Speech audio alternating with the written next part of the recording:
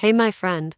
Glad you made it here. If it's your first time, welcome. And if it's not, you'll already know the kind of stories we tell. If this one hits home, don't forget to share it. Your support fuels everything. And hey, let me know in the comments. What city or country are you watching from? I read everyone. Okay, take a breath because this story one still echoes. For 12 long years, I believed Evelyn and I had something unshakable. A bond forged not in perfection but in pressure. We had brave storms together. Her father's funeral when she couldn't stop trembling in my arms. The miscarriage that hollowed us both out in silence. In the months of financial drought where I came home with engine grease under my nails and nothing left in my tank. Through it all, we endured. At least I thought we did. Evelyn had this rare pull. Magnetic, polished. The kind of presence that made heads turn, even in a crowded boardroom. She lit up spaces I barely felt comfortable standing in. While I wore oil-stained boots and ran my fingers through wires and carburetors, she wore tailored suits and climbed the polished ladder of corporate branding. We came from different worlds, but I never once questioned her loyalty. That,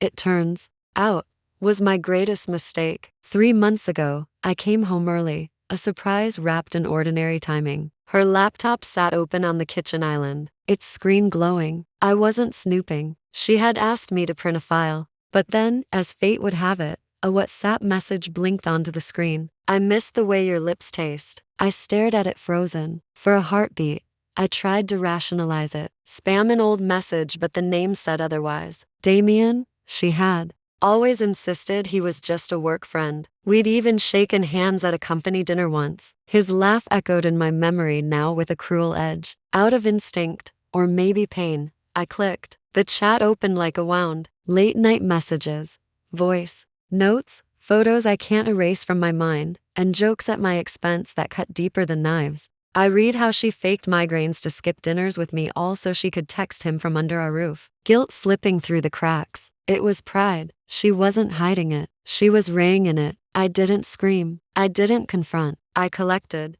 screenshots, backups. I created a hidden folder, encrypted and off the grid. I installed cameras, discreet, small, surgically placed in corners of the hallway and bedroom. I started leaving work early under fake excuses, altering my schedule without a hint of suspicion. I wasn't looking for a fight. I was building a stage, one where the truth would perform itself. 2 weeks passed. She told me she was off too. Brunch with the girls on Saturday, but my footage showed a different story. She came through the door with Damien, hand in hand, laughing like life had never been cruel. They climbed the stairs, drunk on each other. Something inside me went still, like a switch was flipped. I grabbed the backup key, parked a block away, and entered through the rear door. Their laughter drifted down the stairs. Calm, steady, ascended. Then I kicked open the bedroom door. They scrambled, chaos wrapped in sheets. Damien tried to bolt, but caught his foot in the blanket and smashed face first into the hardwood. The sound his nose made, a crunch of finality, still echoes. Blood splattered the floor. Evelyn screamed.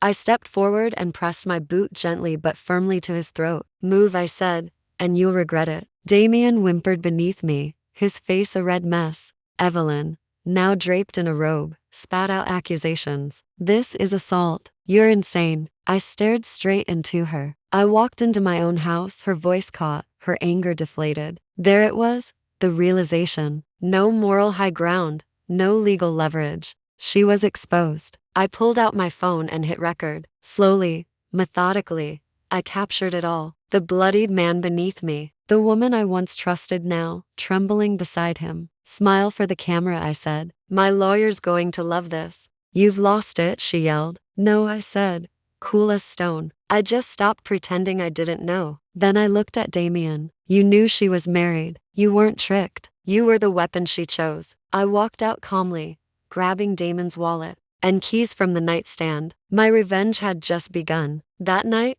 I sat across from Harper, my divorce lawyer. Brilliant, blunt, and deadly. I gave her everything. Texts, photos, videos. She smiled like a lion spotting prey. She's not getting a penny. If she tries, we'll drown her in filings. Next came her job. I made an anonymous call to the ethics hotline at her company, uploaded the video, sent a note. You might want to reconsider who's representing your brand's family values. She was suspended within 48 hours. An investigation followed. Her flawless image, devoted wife, successful brand ambassador collapsed. Then came Marissa, Damien's wife. I found her on Facebook, a school teacher. I sent a short, respectful message. Hi.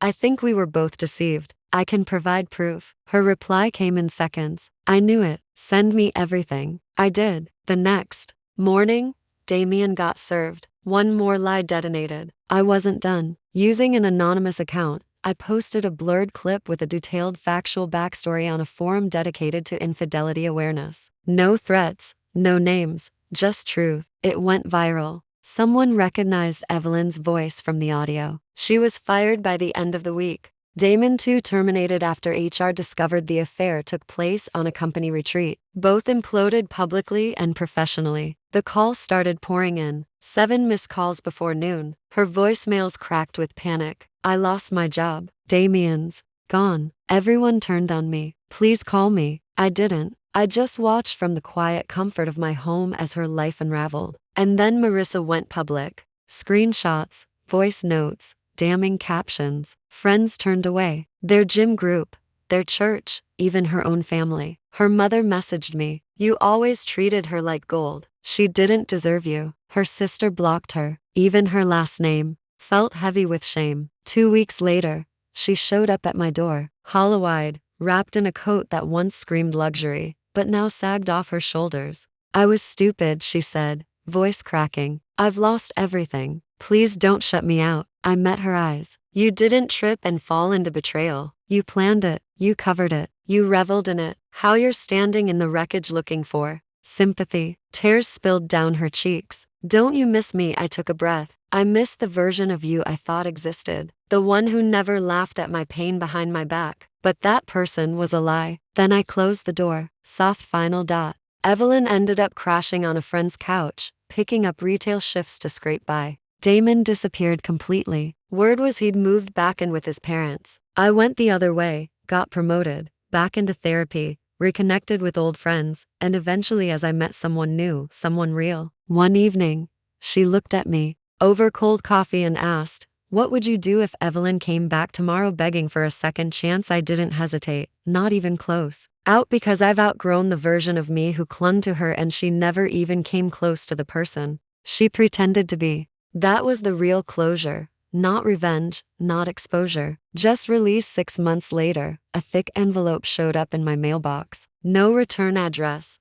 But I knew the handwriting. Inside, a torn wedding photo, a silver locket I'd given her years ago, and a letter. I don't expect forgiveness. Just hope you'll remember that once I was more than my worst mistake. I will never forgive myself, but I'll always remember who you were before I ruined it all. I folded the letter carefully, placed it in the hearth, and watched the fire consume it. That night, I slept like a man, finally free. For anyone watching, holding on to something that's already let go of you, hear me, the truth doesn't need an audience. It just needs space to breathe. When someone throws away your loyalty like it's cheap, you don't chase them, you rise. And sometimes the quietest revenge is becoming exactly who they never believed you could be without them.